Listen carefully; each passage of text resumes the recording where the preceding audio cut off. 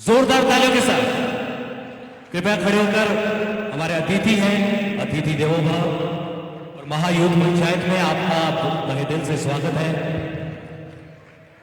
A1 TV के खास कार्यक्रम यूथ महापंचायत के लिए आपने अपना अमूल्य समय निकाला और यहां पर पधारे।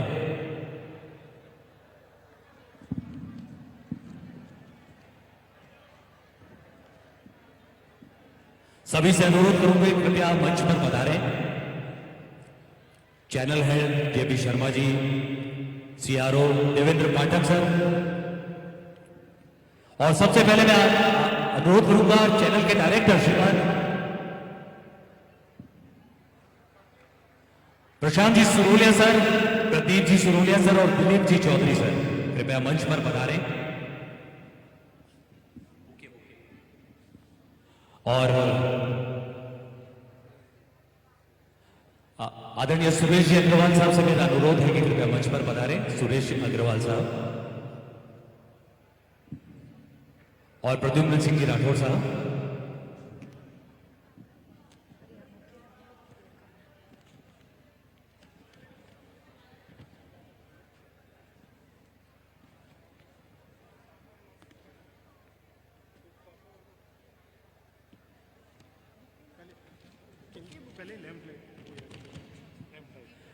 तो आप सभी से अनुरोध है कि कृपया मां सरस्वती के समक्ष दीप प्रज्वलन कर इस कार्यक्रम की विधिवत शुरुआत करावें। आप सभी से अनुरोध है कृपया मां सरस्वती के चित्र के समक्ष दीप प्रज्वलन की जो रस्म है उसे पूरी करें।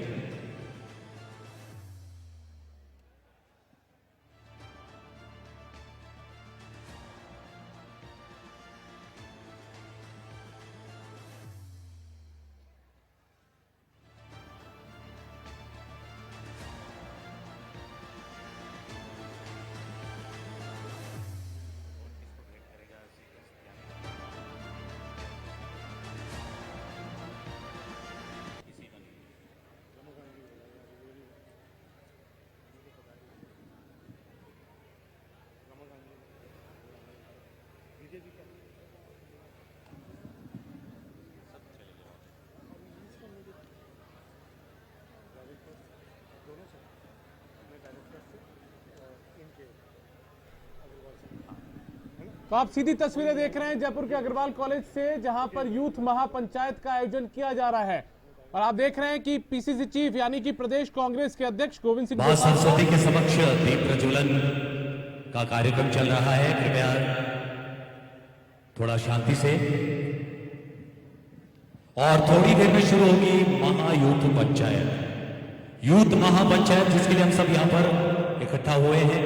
और हमारे साथ हमारे गणमान्य अतिथि पीसीसी चीफ गोविंद सिंह डोटासरा मौजूद हैं। A1 टीवी के डायरेक्टर्स श्रीमान Prashant ji Suroliya, Pradeep ji Suroliya, Dilip ji Chaudhary, channel head JP Sharma ji, CRO Devendra Pathak ji और पूरी A1 टीवी की टीम यहां पर मौजूद है।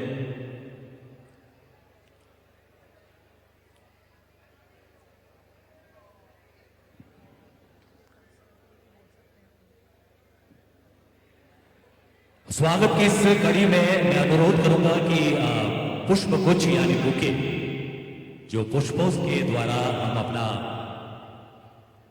और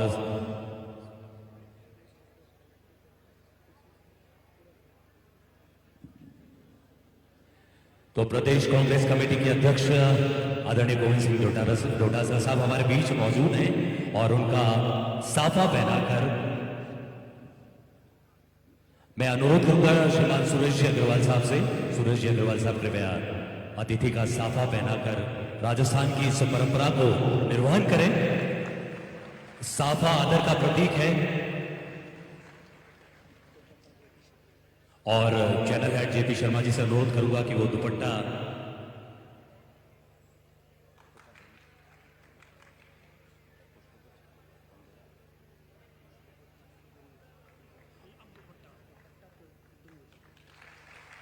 और प्रद्युम्न सिंह जी राठौर साहब कृपया दुपट्टा उड़ाकर हमारे अतिथि का स्वागत करें।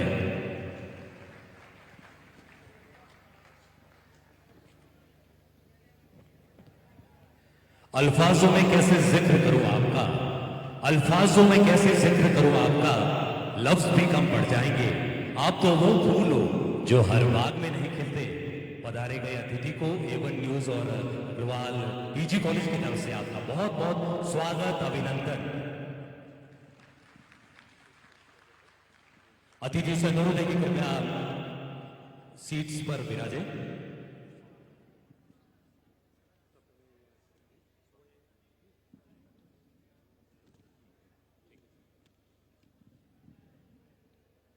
तो आपने अपने कीमती समय में से समय निकाला है और यहां पर पधारे हैं यूथ महापंचायत के लिए।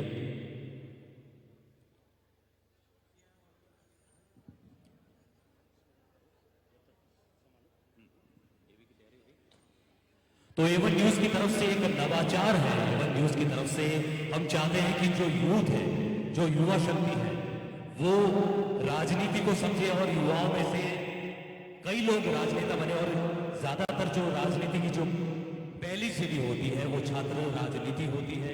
तो बस आप लोगों को इंटरेक्शन कराने के लिए खास हम लोगों ने कार्यक्रम रखा है।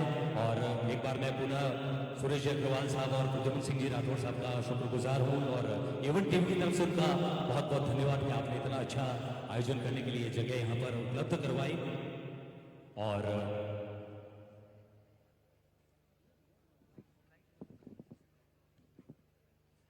जरा लाइट को ऑफ कराएगा। सबसे पहले हम चाहते हैं कि A1 न्यूज जो है एक नए कलेवर में है, एक नए तेवर में है, एक नए जोश और जज्बे के साथ है। तो हम चाहते हैं कि A1 न्यूज की जो ये शुरुआत एक नई तरह से हुई है, कृपया थोड़ी सी झलक आप देखें। ये सिर्फ झलक है, बहुत कुछ बाकी है। तो आपके समक्ष एक बार प्रस्तुत है A1 न्यूज की जो हम लोगों ने तैयारी की है।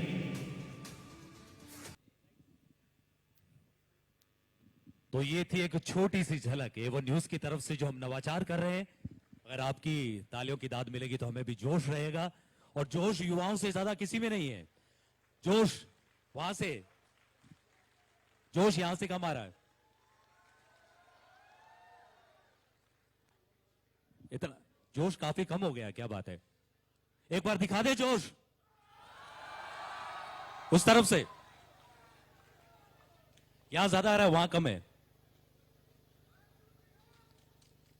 चलिए, जोश बरकरार रहेगा। और इस बीच में मैं चैनल हेड जेपी शर्मा जी से अनुरोध करूंगा कि कृपया वो मंच पर पधारें और स्वागत भाषण, वेलकम स्पीच से आप सभी मेहमानों का स्वागत करें। तो जोरदार तालियों के साथ A1 न्यूज के चैनल हेड जेपी शर्मा जी।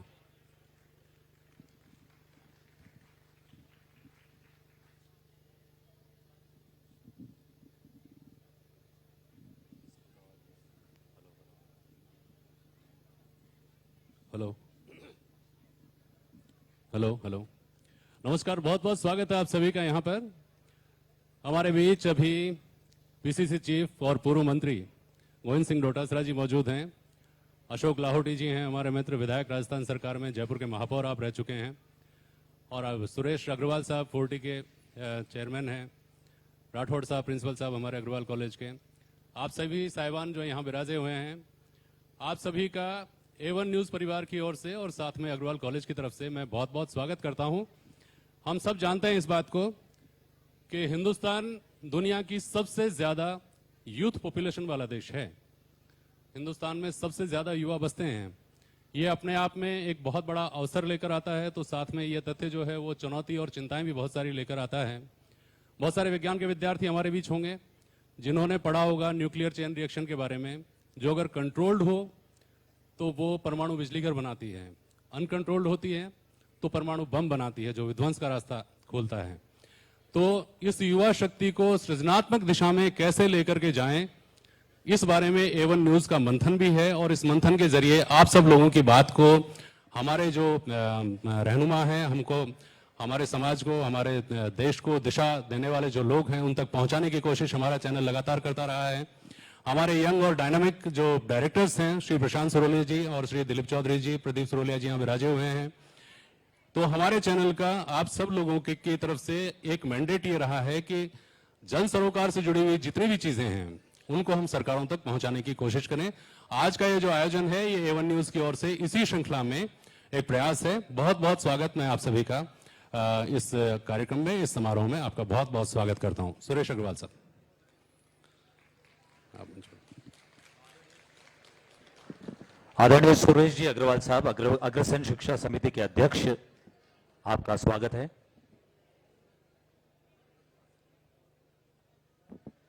आपकी तरफ से भी स्वागत भाषण और 2 शब्द। इस बीच मैं माननीय डोटासरा साहब से निवेदन करता हूं कि आप मंच पर पधारें। हमारे संवाददाता दिनेश कसाना, हमारे यंग और डायनामिक पॉलिटिकल रिपोर्टर हैं दिनेश, आप आए मंच पर डोटासरा साहब को लेकर आइए। सुरेश जी 2 शब्द इस बीच आपसे कहना चाहते हैं स्वागत के तौर पर। बहुत बहुत स्वागत है सुरेश जी का। लीजिए। सभी का नमस्कार। आज के इस प्रोग्राम में पधारे हुए हमारे मुख्य अतिथि राजस्थान प्रदेश के प्रदेशाध्यक्ष श्री गोविंद सिंह जी डोटासरा साहब, दूसरे इसी प्रोग्राम के बाद जो दूसरा प्रोग्राम है उसके मुख्य अतिथि भाई श्री अशोक लाहौटी जी, विधायक सांगानेर, A1 टीवी के सभी डायरेक्टर जेपी शर्मा जी, बीके शर्मा जी, हमारे पब्लिक स्कूल के सेक्रेटरी कमल नानूवाला जी, नीरज जी, हमारे प्रिंसिपल प्रद्वन सिंह जी और विराजे हुए सभी विद्यार्थीगण, आप सभी का अग्रवाल शिक्षा समिति, जिसके अंतर्गत 5000 से ज़्यादा स्टूडेंट है और 8 यूनिट्स इसकी काम कर रही है। College, BEd college, D pharma, IAS की training, plus hotel management, public school, primary school सहित सबकी तरफ से आप सभी का हार्दिक अभिनंदन और स्वागत। A1 टीवी की तरफ से यूथ को सार्थक कैसे उसकी दिशा में ले जाया जाए, उसकी तरफ से आज ये यूथ महापंचायत का प्रोग्राम रखा है। तो मैं सबसे पहले A1 टीवी को भी आभार व्यक्त करना चाहता हूं कि आपने अग्रवाल शिक्षा समिति के इस सभागार को इस प्रोग्राम के लिए चुना। आपका भी आभार, धन्यवाद। Thank you. आप सभी को दोबारा से धन्यवाद। बहुत बहुत धन्यवाद आपका आदरणीय अग्रवाल साहब। और अब वो घड़ी आ गई है जब यूथ महापंचायत की शुरुआत होने वाली है। और अब तक आपने स्टूडियो में देखा होगा कि किस तरह से सवाल जवाब होते हैं और किस तरह से जो दिग्गज राजनेता है और पत्रकार होते बातचीत करते हैं। तो आपके सामने सीधा लाइव मैं हमारे सहयोगी दिनेश कसाना जी से अनुरोध करूंगा कि कार्यवाही शुरू की जाए यूथ महापंचायत की, आपकी तालियों के साथ।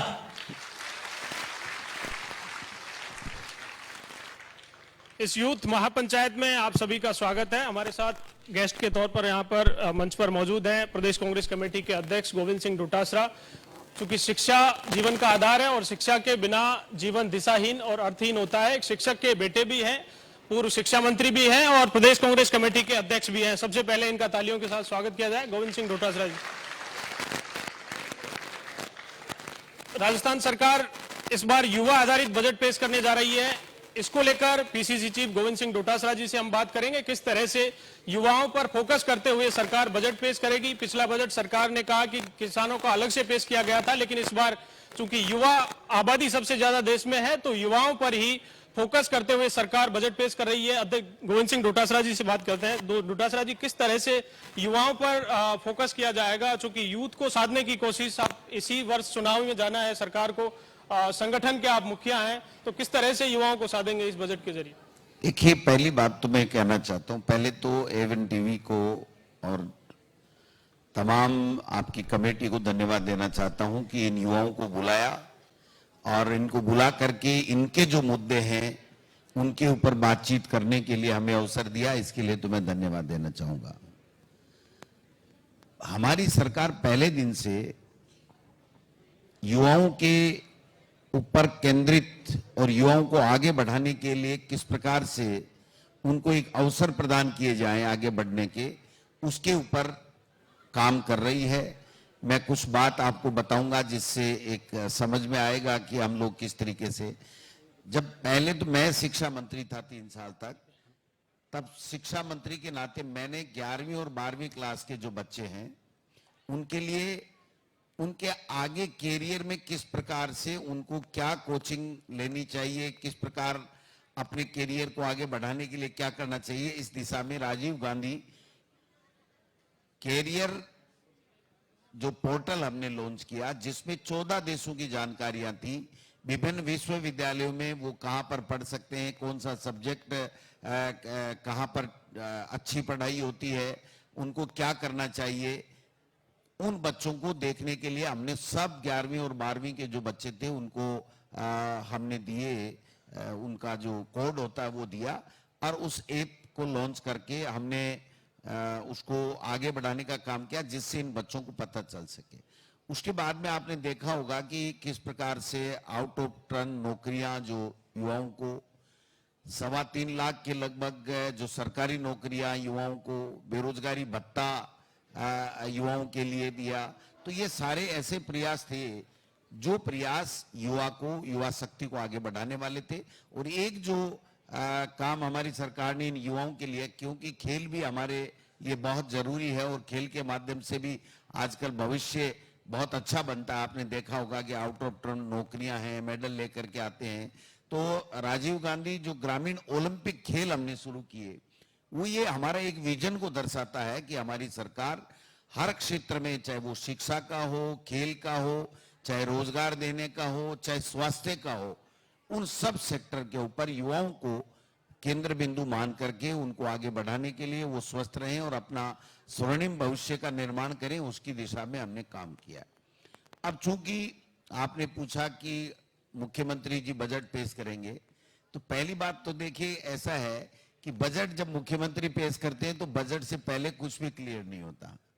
और मैं तो पार्टी का प्रधान हूं, तो हमने एक सुझाव, एक कॉन्फ्रेंस बुला करके हमने एक वर्कशॉप करके दिया था कि हमारे प्रमुख नेताओं के साथ में, कि युवा के लिए अच्छी क्वालिटी की एजुकेशन कैसे उसको मुहैया हो, वो अपना कैरियर किस दिशा में बढ़ा करके किस प्रकार से अपने कैरियर का निर्माण कर सके। इंग्लिश मीडियम स्कूल आपने देखा होगा, जब प्राइवेट में पैसे दे करके गरीब का बेटा नहीं पढ़ पाता था, हमने एक शुरुआत की, उसको हम कैसे मजबूत करें और खेल के माध्यम से भी हमारे युवा स्वस्थ भी रहें और अपने भविष्य का निर्माण भी करें, इस दिशा में क्या होना चाहिए। हमने सभी प्रदेश में मुख्यमंत्री जी से मांग की है कि जितने भी स्कूलें हैं, सीनियर स्कूलें हों, चाहे सेकेंडरी हो, चाहे मिडिल हो, वहां पर खेल मैदान अगर बनेंगे, ट्रैक बनेंगे, जो और खेल है, वॉलीबॉल है, बास्केटबॉल है या फुटबॉल है, उनके मैदानों का अगर निर्माण होगा, तो ये जो हमारा युवा है वो खेल के माध्यम से अपने भविष्य का निर्माण कर सकता है और स्वस्थ भी रह सकता है।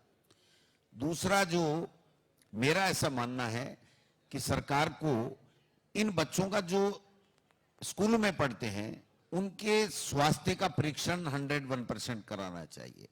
जब बच्चे के स्वास्थ्य का परीक्षण आप कराओगे तो जिन बच्चों में कहीं न कहीं कोई न कोई बीमारी अगर मिलती है, उसका समय रहते अगर इलाज हो जाएगा तो वो बच्चा स्वस्थ रहेगा।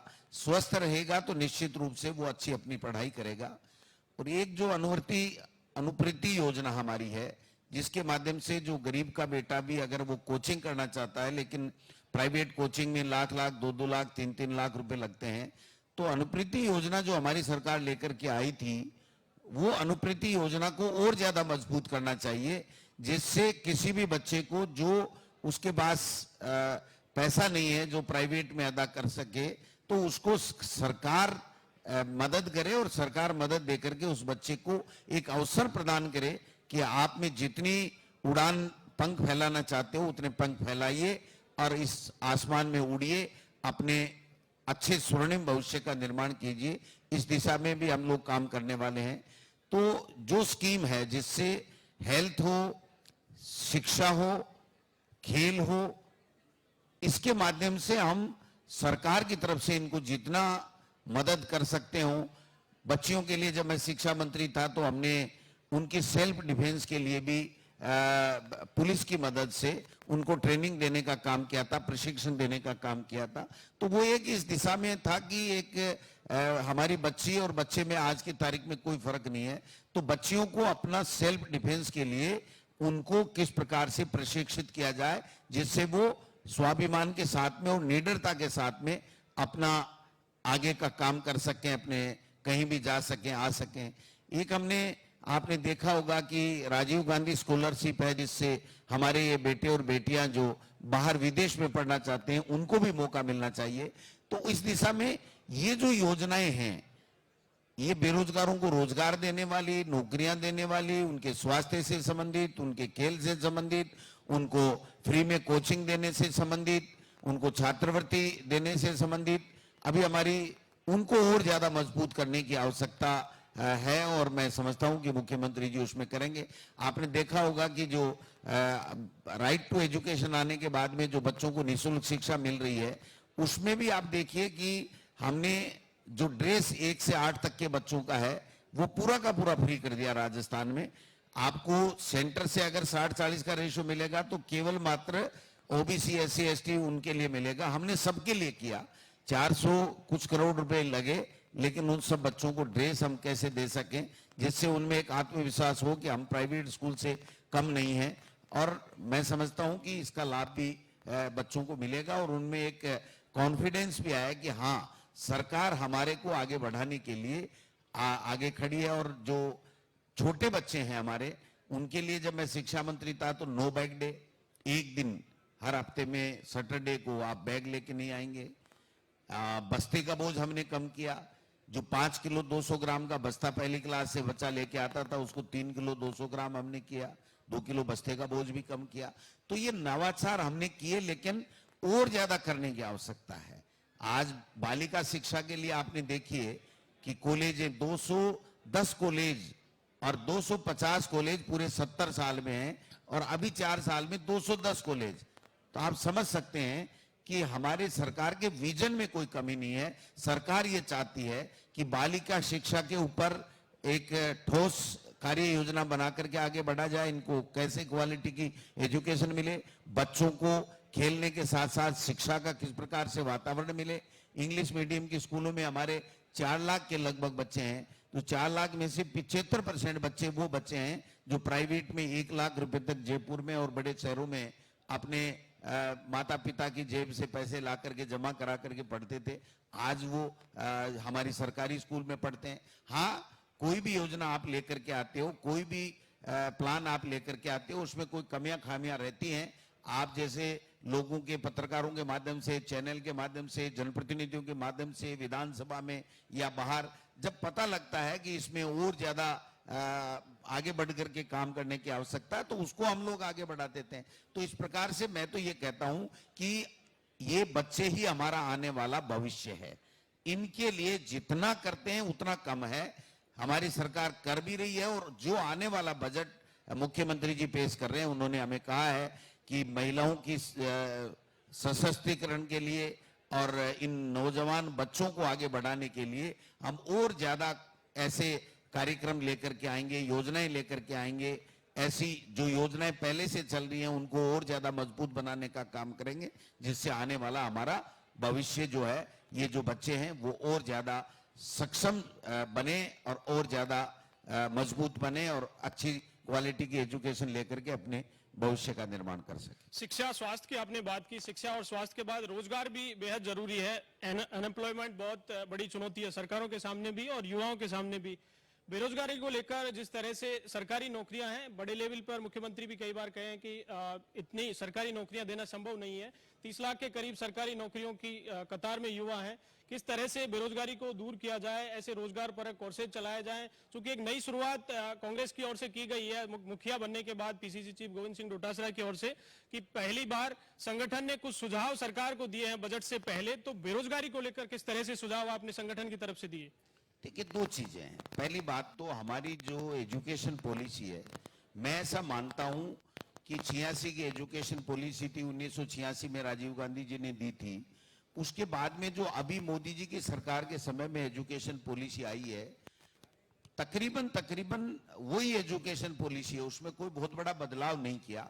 जबकि आज की तारीख में होना यह चाहिए कि रोजगारोन्मुखी जो हमारी एजुकेशन पॉलिसी होनी चाहिए कि रोजगार कैसे मिले। सबको सरकारी नौकरियां नहीं मिल सकती, और सरकारी नौकरी अंतिम विकल्प नहीं हो सकता।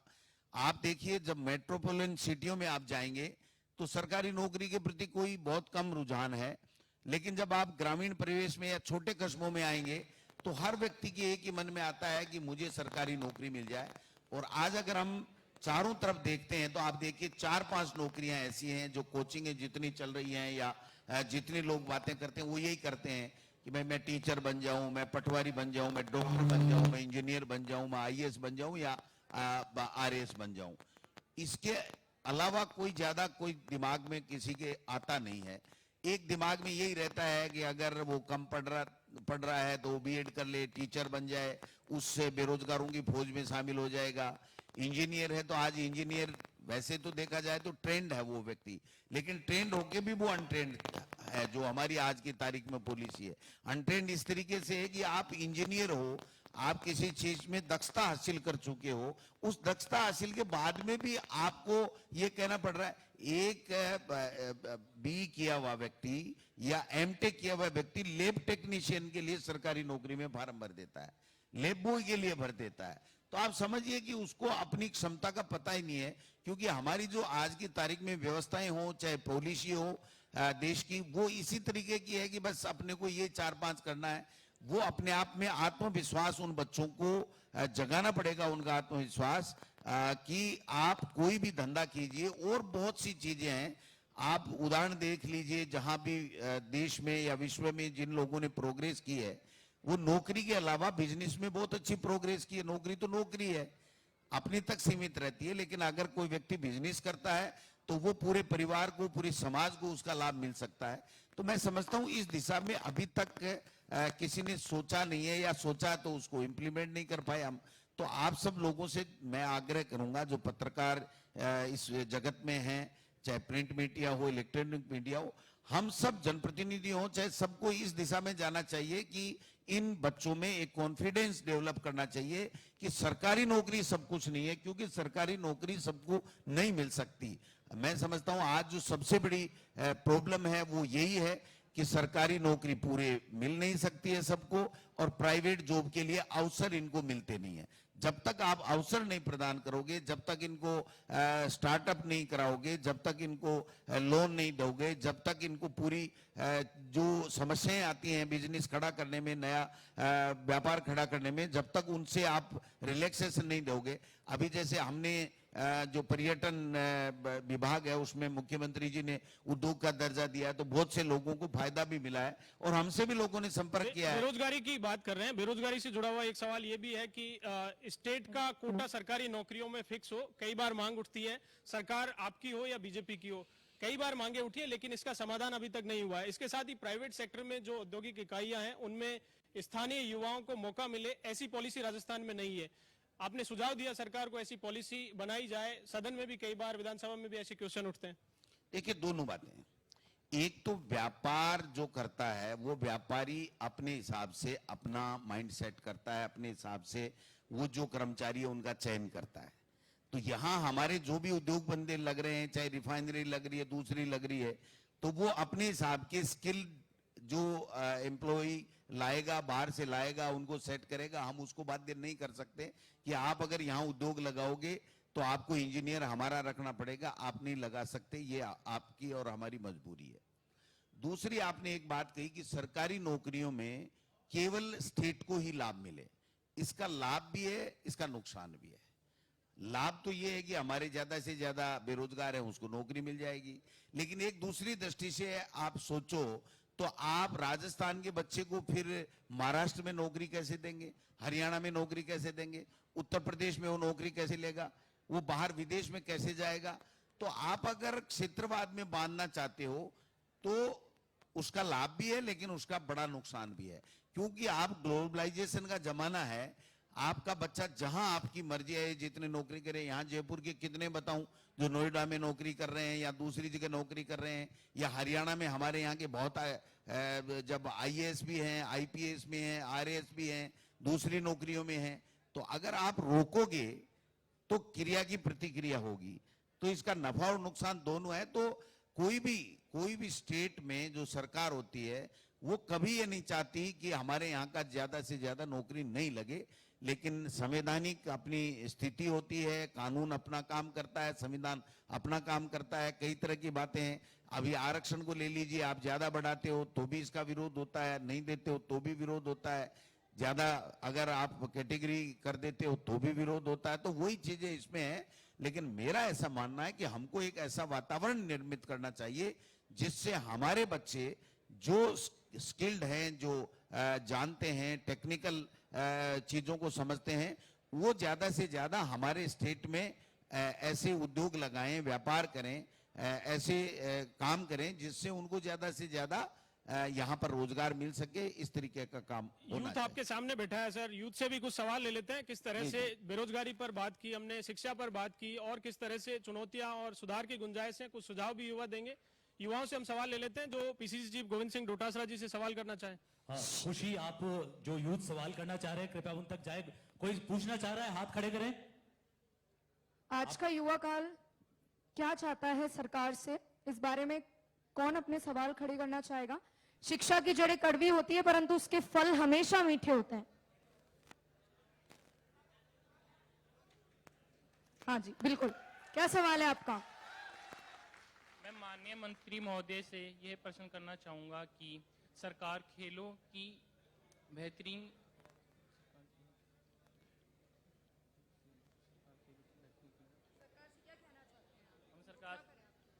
सरकार खेलों की बेहतरीन सरकार खेलों के लिए क्या करने वाली है आने वाले समय के अंदर में? ये बिल्कुल ठीक बात कहा, धन्यवाद। मैं यही बात कहना चाह रहा हूं कि खेलों के माध्यम से हम लोग बच्चों के भविष्य का निर्माण भी कर सकते हैं और स्वस्थ भी रहता है। तो खेलों के मामले में आपने देखा होगा कि पूरे देश में राजस्थान स्टेट एक ऐसा स्टेट है जिसमें पहली बात तो खिलाड़ियों को आउट ऑफ टर्न नौकरियां दे रहा है, डीवाईएसपी तक की नौकरियां दे रहा है। दूसरा, जो राजीव गांधी ग्रामीण ओलंपिक खेल हैं, 30 लाख बच्चों का रजिस्ट्रेशन करा करके गांव से लेकर के शहरों में अब चालू होगा। 30 लाख बच्चों को खिला करके और उनको एक अवसर प्रदान किया है अपनी प्रतिभा को दिखाने का, अपने आप को जो आगे बढ़ाने का अवसर प्रदान किया है। और मैं मानता हूं कि अभी पर्याप्त नहीं है, इसको और आगे बढ़ाने की आवश्यकता है। जितने भी कॉलेजेज हैं, जितने भी स्कूल्स हैं, उसमें पूरी तरीके से खेल के मैदान बनने चाहिए, कोच लगने चाहिए, फिजिकल टीचर की जो भर्ती होनी चाहिए, और उसके बाद में उन बच्चों को ज्यादा से ज्यादा खेल के माध्यम से आगे बढ़ने का अवसर प्रदान करना चाहिए। और मैं आपको विश्वास दिलाना चाहता हूं कि हमारी सरकार इस दिशा में इस बजट के माध्यम से और ज्यादा प्रयास करेगी जिससे खेलों को और ज्यादा बढ़ावा मिलेगा। आइए अब दूसरे प्रश्न की ओर चलते हैं। जी, आपका क्या कहना है कि आने वाली सरकार को आपके लिए क्या क्या सुविधाएं या क्या क्या नियम लागू करने चाहिए? जी, सबसे पहले तो मैं शुक्रिया अदा करूंगा मुझे मौका मिला क्वेश्चन पूछने का। नमस्कार सर, मेरा क्वेश्चन छोटा सा ये है कि बेरोजगार युवा पहले तो परीक्षा के लिए आवेदन करते हैं, पूरी मेहनत और कोचिंग की फीस देकर के तैयारी करते हैं और उसके बाद दूर दराज जाकर के वो अपनी परीक्षा को देने जाते हैं, और उसके बाद में पता लगता है कि हमारे राजस्थान में तो बहुत बार ऐसा हो चुका है कि जो हमारा पेपर होता है वो लीक हो जाता है। और डेटा के हिसाब से चल रहे तो रिसेंटली देखिए, बिल्कुल आपने बहुत ही जो इस समय खूब तैर रहा है वो सवाल पूछा है। जी सर। पहले तो मैं आपको धन्यवाद देना चाहता हूं। देखिए, पहली बात तो ये है सर, जी, एक मिनट में पूरा करें। हाँ, करें। और डेटा के हिसाब से देखा जाए तो रीट का जो 2021 सितंबर में जो पेपर लीक होता है उसमें हमारे 26 लाख लोगों ने आवेदन किया, 16 लाख ने पेपर देने पहुंचे। बाद में पता लगता है कि हमारा जो पेपर है वो लीक हो जाता है। उसके बाद पटवारी भर्ती परीक्षा लगभग 15 लाख लोगों ने आवेदन किया, वो पेपर लीक हो जाता है। उसके बाद वन रक्षक परीक्षा, उसके बाद पुलिस कांस्टेबल वाली परीक्षा, और उसके बाद जूनियर इंजीनियर भर्ती वाली परीक्षा जिसमें सिर्फ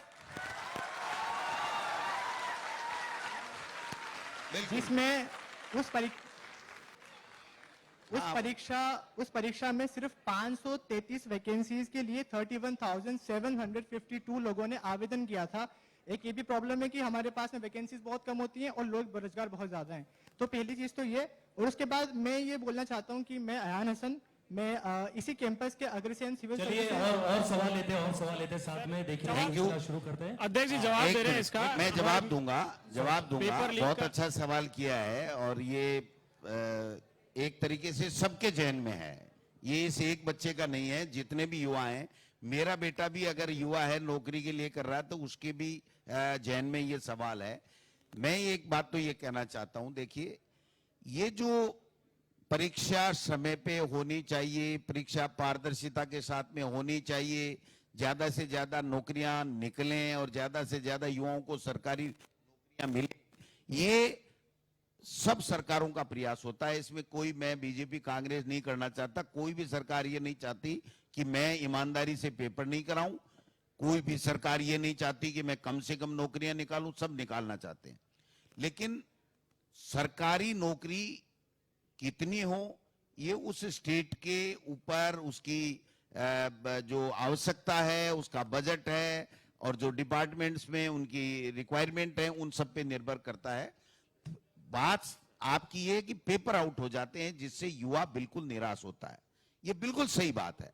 लेकिन ये सही बात है कि कोई नहीं चाहता कि पेपर आउट हो, लेकिन फिर भी हो जाता है। कोई भी गाड़ी का ड्राइवर, आप हो, मैं हूं, आपके पिताजी हो, मेरे पिताजी हो, कोई जो गाड़ी चलाता है, वो कोई भी ड्राइवर नहीं चाहता कि मेरी गाड़ी एक्सीडेंट हो। वो कहीं भी एक्सीडेंट मिलेगा तो ये कहेगा ये पागल था, इसने सही नहीं चलाया, मैं नहीं होऊंगा, लेकिन फिर भी एक्सीडेंट होते रहते हैं।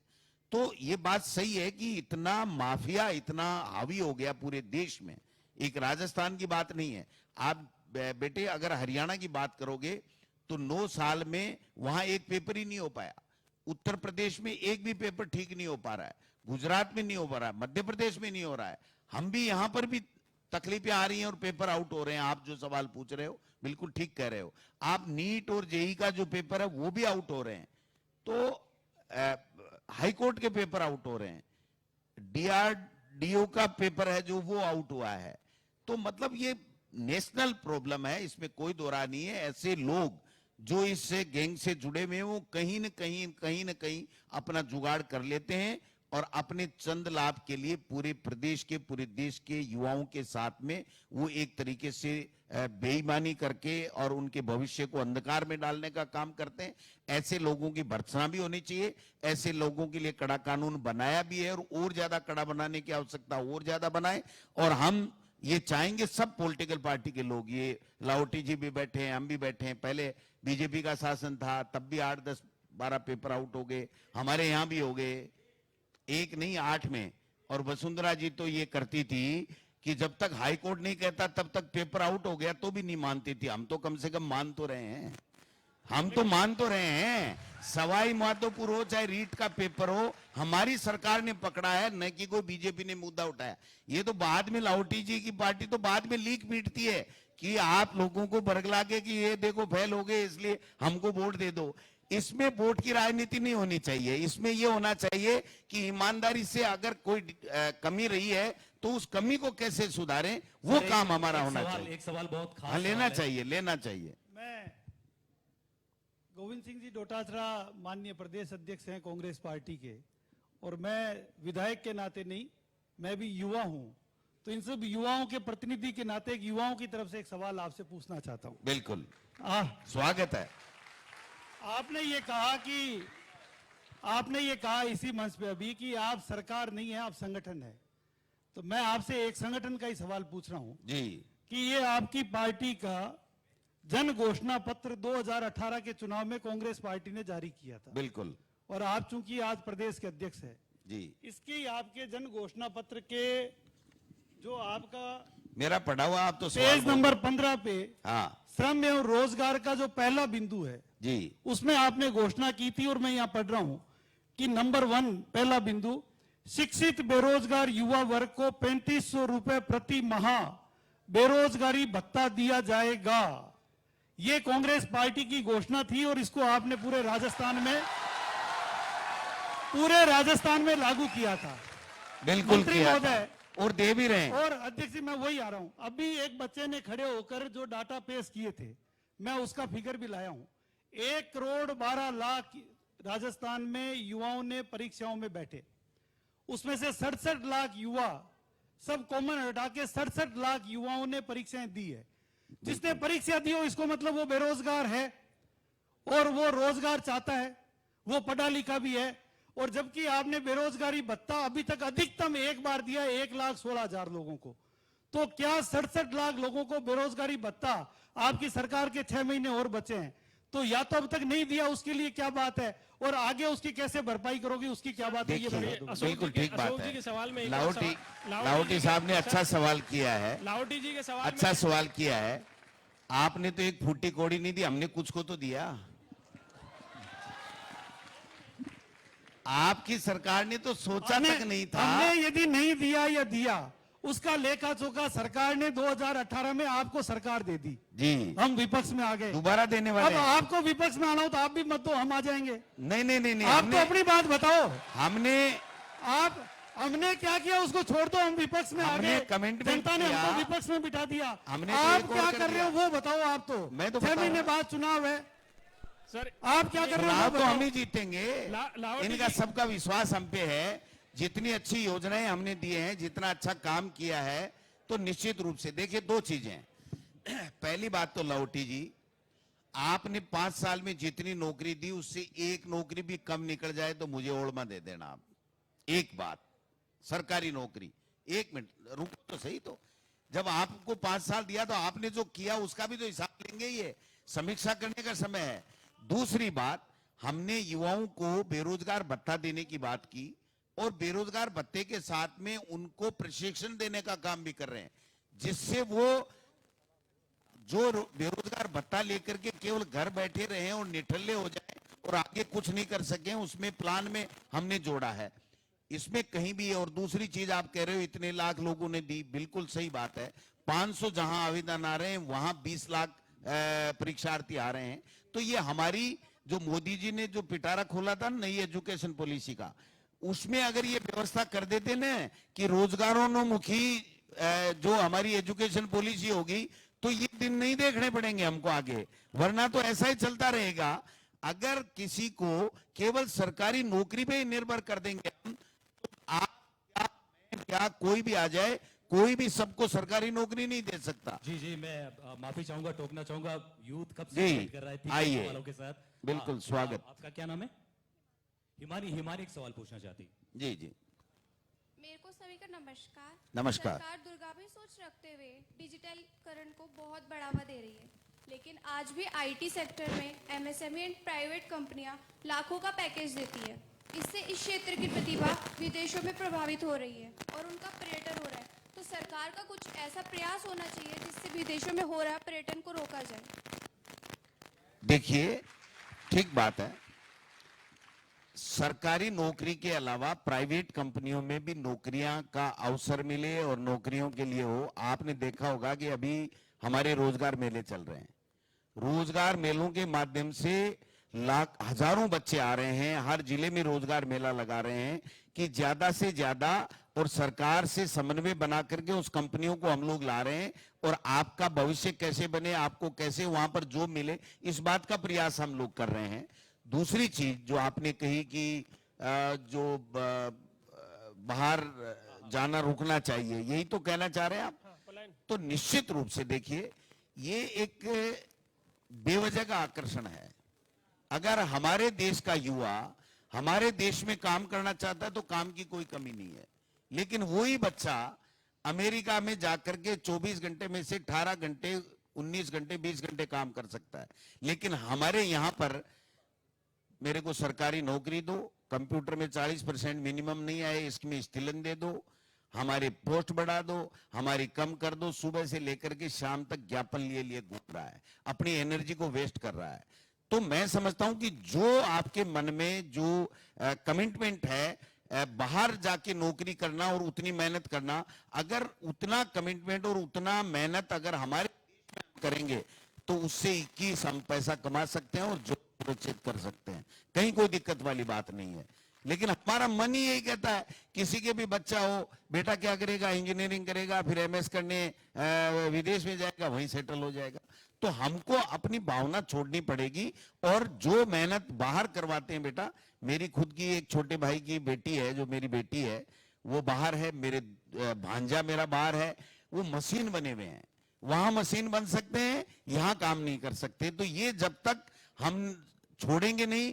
और जब तक हमारी देश की इस तरीके की पॉलिसी नहीं बनाएंगे, स्टार्टअप की बात नहीं करेंगे, और स्टार्टअप में आप लोगों को, नए युवाओं को हम लोग सुविधाएं नहीं देंगे, तब तक ये संभव नहीं है। तो इस दिशा में देश की सरकार को भी काम करना चाहिए और स्टेट की सरकार को भी काम करना चाहिए, इसमें कोई दुख नहीं है। Thank you. बहुत बहुत धन्यवाद मंत्री जी, आपने युवाओं के बहुत